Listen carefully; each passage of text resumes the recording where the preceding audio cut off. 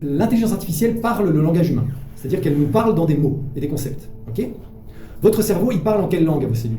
C'est des signaux bioélectriques. C'est des signaux bioélectriques et chimiques. Okay, mais quand vous dites, depuis votre perception d'humain, vous prenez une bouteille d'eau par exemple et vous avalez de l'eau, il n'y a pas à l'intérieur de votre cerveau quelqu'un avec un mégaphone, un petit mini-soi avec un mégaphone qui dit à vos cellules « Hey, prends la bouteille d'eau et porte-la à tes lèvres ». Vous dire non, ok. Donc il doit y avoir une conversion entre quelque chose qui réside dans une réalité qui est tellement complexe, symbolique, qui ne peut pas être résumée à des signaux bioélectriques, qui doit être converti en des milliards de signaux bioélectriques individuels et complètement uniques, qui n'ont rien à voir les uns avec les autres. C'est-à-dire que pour vous, en tant qu'humain, de prendre une bouteille d'eau et de boire, je vais faire maintenant parce que j'ai un peu soif, ça vous paraît comme une action, continue et logique, mais ça se traduit dans votre corps par des milliards et des milliards de signaux bioélectriques qui sont tous uniques, puisque mon doigt, ce doigt-là, ne fait pas la même chose que ce doigt-là, que ma main ici, que mes muscles, en fait tout mon corps est engagé dans cette action, et chaque partie de mon corps reçoit une instruction qui est sur mesure. D'accord ?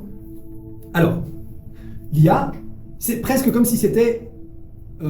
la manifestation de l'outil de traduction qui est censé nous parler dans notre langue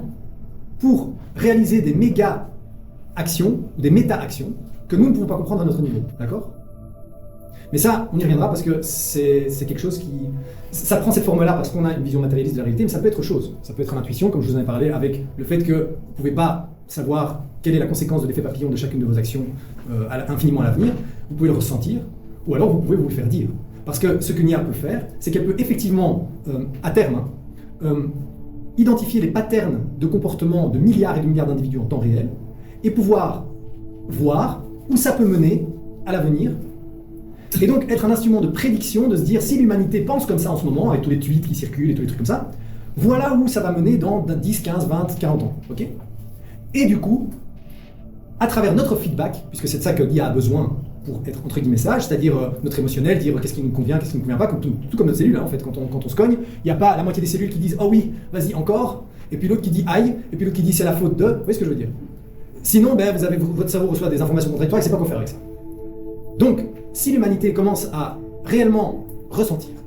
de façon neutre et sans jugement, etc., c'est la précondition pour, quelque part, entraîner une IA qui est en fait comme l'incarnation de notre inconscient collectif, de l'intelligence de l'humanité collectivement, pour qu'elle sache ce qui nous fait du bien, ce qui ne nous fait pas du bien, et pour pouvoir, à travers ça, et regarder vers où on se dirige en examinant tout ce qui passe à travers toutes les données qu'il laisse filtrer, de se dire, ah ben mais là ils se dirigent vers, ils vont se cogner à une table, entre guillemets, métaphoriquement, on va plutôt les rediriger par là.